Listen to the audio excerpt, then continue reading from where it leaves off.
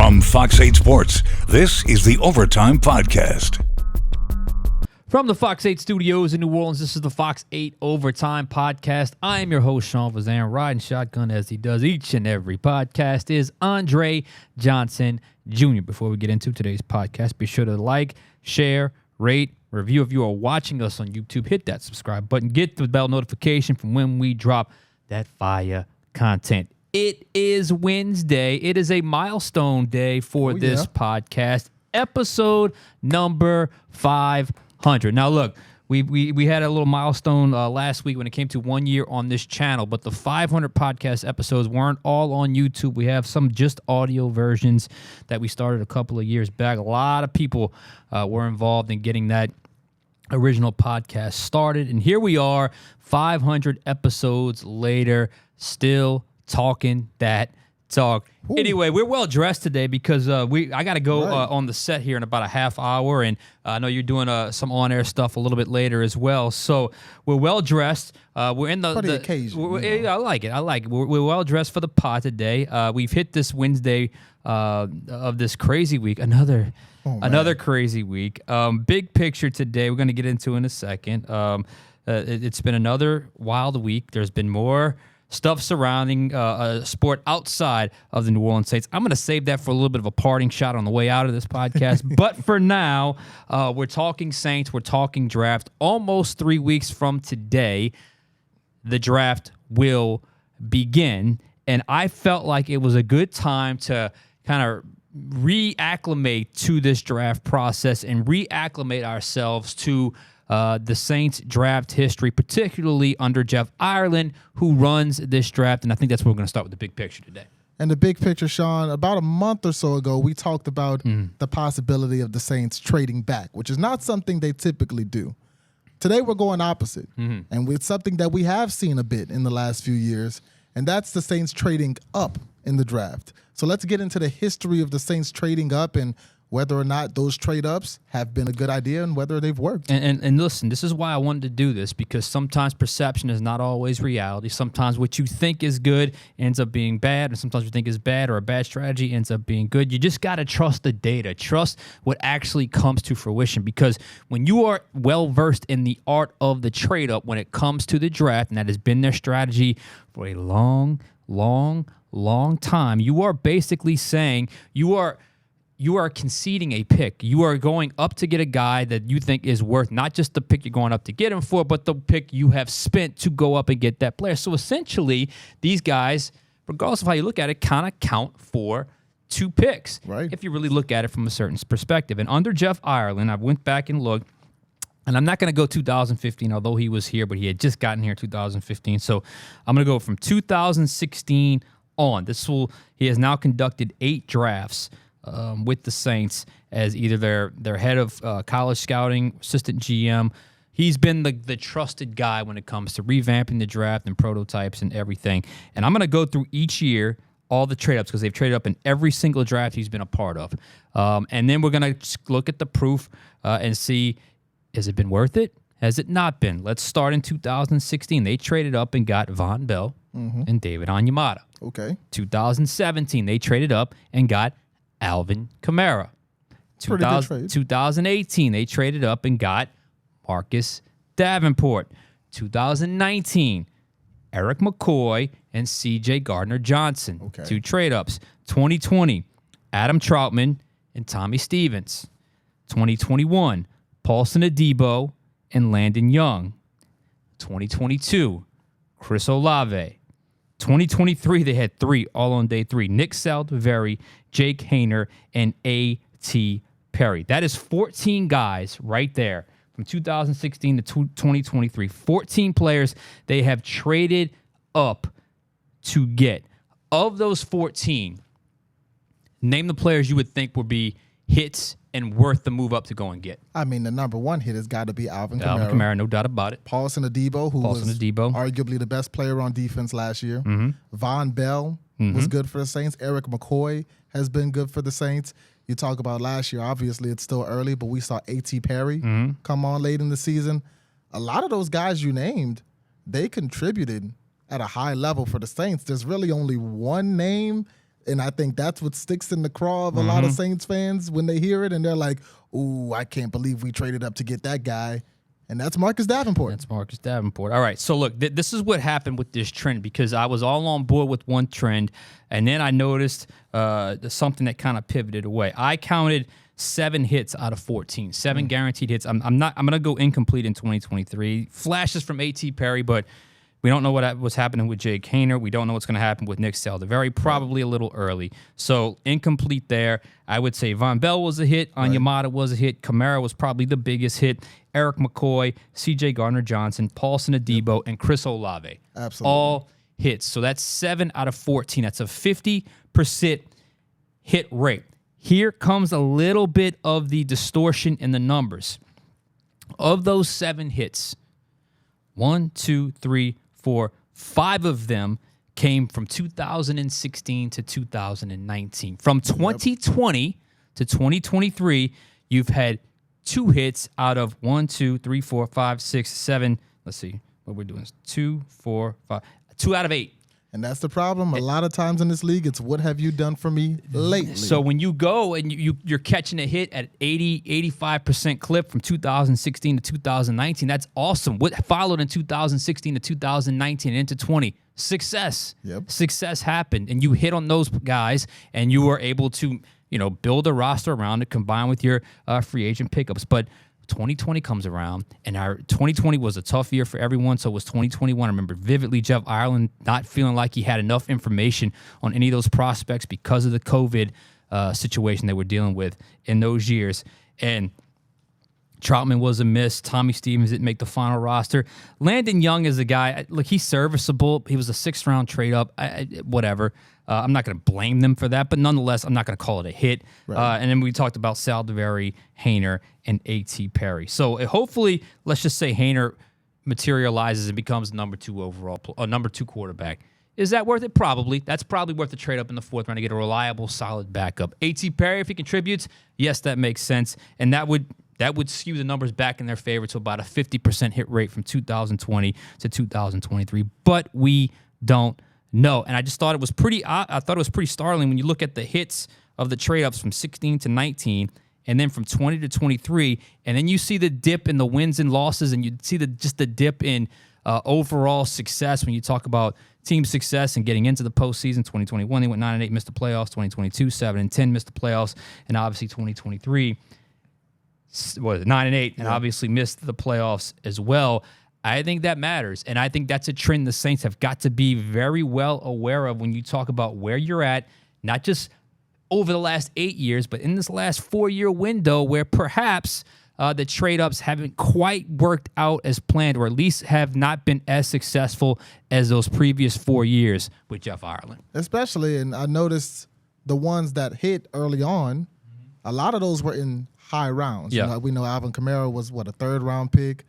Chris Olave, 1st-round pick. A lot of these guys in early rounds compared to some of the later ones. Haener was a 4th. I think A.T. Perry was, the 5th last year. You mentioned Landon Young. He was a 6th. The 6th. Saldiveri was a 4. Was the first pick of the 4th round. Haener was a 4th round. A.T. Perry was the 6th-round pick. So that's day 3 move-ups. And then Adam Troutman was a 3rd-rounder. And then Tommy Stevens was that weird thing where former head coach decided he wanted to go in and make this guy the next Taysom, and he traded a pick the future year to go back into the 7th round to pick up Tommy Stevens because he heard Carolina was going to get him. Just an absolute waste of a pick. But nonetheless, that's what you had to deal with him back in that day. So anyway, continue your point. Exactly, and that's the point right there. A lot of those picks were in the later rounds. So if you trade up and those guys don't work, it's not the end of the world. It's not like, oh, man, you really threw your franchise away for these guys, because you're trading away picks in the 6th, the 7th, the 4th round to get guys. And let's say Landon Young is what he has been for the Saints, quality backup. A guy who can step up, play when you need him to, show a little versatility across the line. You're typically not drafting a guy in the 6th to be the face of the offensive line anyway. Yeah, I'm with you to a point on that, but I also think that matters. Missing on a 1st-round trade-up is much worse than missing on a 6th-round trade-up. But when you miss on 1, 6th-round trade-up, miss on 2, day 3 trade up, miss on another day 3 trade up, miss on. When you add that up, the cumulative effect of 4 or 5 misses on day 3, that can, to me, have a bigger impact than perhaps they're realizing. And when it comes to the overall makeup of the roster, depth of the roster, and obviously all that stuff matters when you talk about wins and losses. So I guess my final, what we call it, a hypothesis, or my final just sort of read on this situation is I am not against the trade-up method because it hasn't been an abject failure. It has not been a disaster. It has not been one of those situations where they have moved up and it has been a total bust. Now, I will say it depends on how you view the Trevor Penning selection because it wasn't a draft day trade-up. If you recall, that was it was a week or so before the draft. They traded a pick, got Philadelphia's first-round picks in return. So I don't know if you view that a trade-up or a trade-back, but nonetheless, they did give up some capital to go up and get Trevor Penning. So that probably should count in this as well from 2022 just because it was a little bit of an unorthodox trade, how they got that pick that got Trevor Penning. But nonetheless, it was a trade where they traded assets and ended up kind of going up to get more first-round picks that year. So if you throw Trevor Penning in the mix, that's another miss in the early first round, which obviously would skew the whole score. But I honestly believe it's not a bad thing to trade up. It isn't a bad thing to trade up at all. But I do think they've got to veer that back into a little bit more of the 70 to 80% hit rate as opposed to living around that 40 to 50% hit rate when it comes to trading up. And this is the year to do it, Sean, because you look at the Saints draft picks, and we've talked about it at length. They've got the first rounder. They've got the second rounder, and then you don't pick again for 105 picks from the second round to your first pick in the 5th round. That is a huge gap for a team that definitely could use earlier draft picks when you talk about filling the roster out. There is absolutely no reason for 4 5th-round picks, 2 6th-round picks, and a 7th-round pick. That is the disaster waiting to happen. That is, maybe disaster too strong of a word, but that, like, dude, Take your top 2 5th-round picks and move up to get somewhere in the 4th round. And if you were able to maybe move back a couple spots from your 2nd-round pick or maybe your 1st-round pick to fill that 3rd-round gap, so be it. By the way, at some point before the draft, we are going to pod on possible trade-back scenarios. We're going to get pretty specific with that just so the audience has an idea of what that would look like because they've never seen it. Right. They've never seen it when it comes to the Saints. But overall, I just thought it was a good idea to put fact behind a narrative. And the Saints do things a certain way when it comes to trading up. We know that. Has it worked? And I would say, yeah, it has worked. But I do think in recent years they could be a little bit more selective and a little bit more successful when it comes to the trade-ups. And when it comes to the mentality around the trade-ups, the failures are always going to speak louder than the success stories. And you've got 2 pretty big failures in there. And that would be, like you said, if you count Trevor Penning, Trevor Penning thus far has been a failure in what you expected him to be for the Saints. And then Marcus Davenport, especially a lot of fans had it in their heads, the idea of the Saints trading up and getting Lamar Jackson, who went on to be a 2-time MVP. Instead, you get Marcus Davenport, who is no longer in New Orleans and really didn't make a huge life-changing impact while he was here. And he went to Minnesota. Is he back in Minnesota? They signed a 1-year deal. I have no idea where he's at right now. He left Minnesota at one point, and I don't. When I was in Minnesota for the game, he was in a walking boot, just like I remembered him before the game in Minnesota. So yeah, we're gonna kind of rev up the engines a little bit here over the next couple of weeks with draft talk. I kind of feel like it's hit a lull. We're hitting those top 30 visits, and we did the mock draft on Monday. Got a great response from that, so thank y'all for that. But we're gonna get more and more into different scenarios based off of what we hear going forward. Anything else in regards to the Saints draft day strategy? Nothing else in regards to the Saints, and that means we got to talk about your alma mater, Sean. We got to talk about them LSU Tigers. So look, I'm a little bit older now, and I love my alma mater more than anything. I love LSU. I love the time I was there. It was fantastic. It was one of the greatest years of my life. But as I get further and further away from my time at LSU, I'm able to see things a little bit more objectively, and I'm able to see things from a little bit more of a, kind of a bird's eye view, so to speak. Just let's just think what's happened over the last 5 days. We all saw the game. Yep.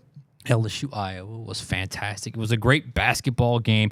If you're truly into strategy and storylines and just basketball and entertainment. I loved it. I thought it was a fantastic game. Caitlin Clark, I give you all the respect in the world. She was freaking awesome. We both talked about this. We know this. But think about leading up to that game and now since that game. What has happened?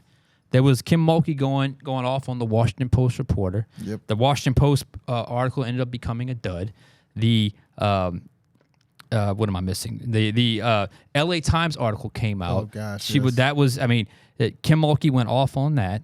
Then there was the game on Monday. Then there was the post reaction to Angel Reese, which seemed to draw everyone from every corner of the sports world talking about whether or not she's getting criticized too much, praised too much. This comes with the territory. She embraces this kind of role. She kind of plays this kind of role. And then now we have a national anthem controversy well into Wednesday where the governor's gotten involved with a statement and an appearance on Fox News. And there's another debate going on about the national anthem, which was not a political protest. We know this. Now, why did I bring this up? Because I tweeted out LSU's response to this. Was it Tuesday? I got it from Cody Warsham, who was the LSU associate AD. He's the one I went to for the statement. I tweeted it out.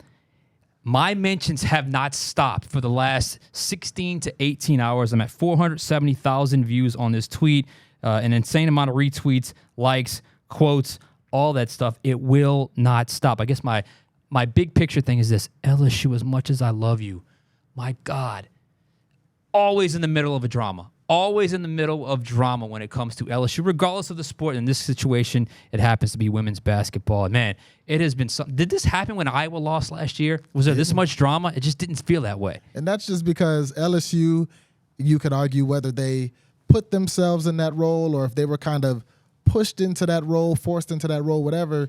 They've been portrayed as the villains of the NCAA. And anytime you've got a quote-unquote evil empire, people are waiting and waiting and waiting for it to fall. You couldn't say much about them last year because they went on that magical run.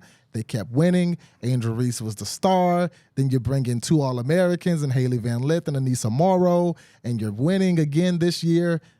You get to the rematch against Iowa, and you kind of knew as soon as that LSU team lost, all of the critics that have been sitting on their hands just waiting for that moment, they were going to come out of the woods, and that's what happened.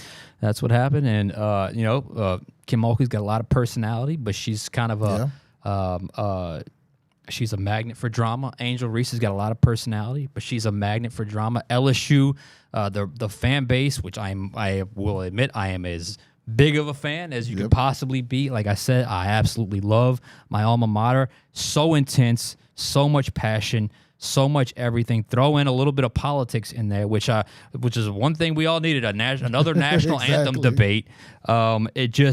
It always seems like they're in the middle of some kind of storm whenever they win or lose, especially this women's basketball team, especially with the combination of players and personalities that they have, and I guess now had that Angel Reese is now going on to the WNBA, which is another facet of this storyline. I'm sure we'll find out about Haley Van Lith probably by the time you watch it. She would already know. But nonetheless, it has been just a crazy stretch in this NC2A tournament. And we've said a couple times how busy the weeks have been. Yeah.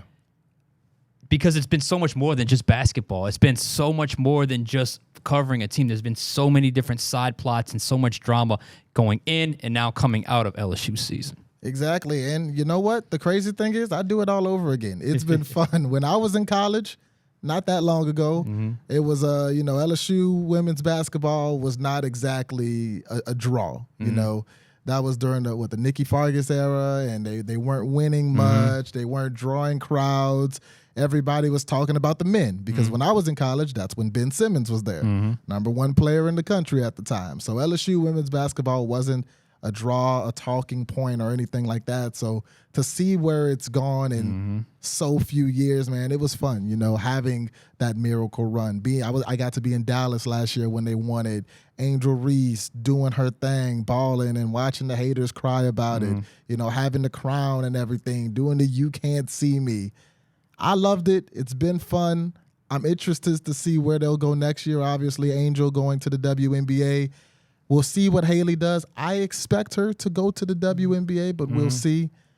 Flau'jae kind of came into her own this year. You've got Michaela Williams. They signed the #1 recruit out of New Mexico. You've got another transfer coming in from Arkansas. So I'm interested. They're not going nowhere. Second iteration of the Tigers. They're not going anywhere. But you kind of get my point, though. It's just it always seems to be in the something. middle of a storm. LSU football is like that when they're winning. Yep. Was it like that with LSU baseball? Maybe a little bit. I didn't feel like quite as much, although I think there was a little bit of drama with them. But man, with LSU women's basketball, it has just been. It's been a culture shock, frankly, because like you said, it was so different for so many years, and I can recall the days of Sue Gunter and Pokey Chapman where they got to the Final Four. This was before social media, which is the root of all this. Let's just be let's just be fair. The root of all this.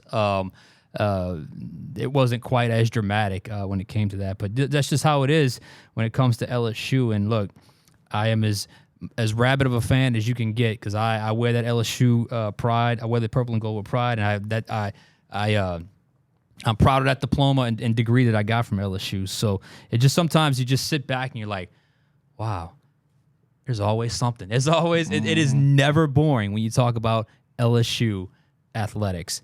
And with that, we're gonna probably check out of this podcast. We'll be back tomorrow for another edition of the Overtime Podcast. But I think all in all, we had a pretty good day today. Oh yeah, for sure. Episode 500. I had to make sure. If you haven't noticed, I've been wearing hats for the last 2 weeks. This haircut has been nice, rushed. Cleaned up. All right. Had to get lined up today, get this thing cut up, get sharp. I couldn't come into episode 500 looking ragged. No, you can't be. No, not in episode 500. And this has been 500 episodes. Thank you all for listening, watching, enjoying, commenting.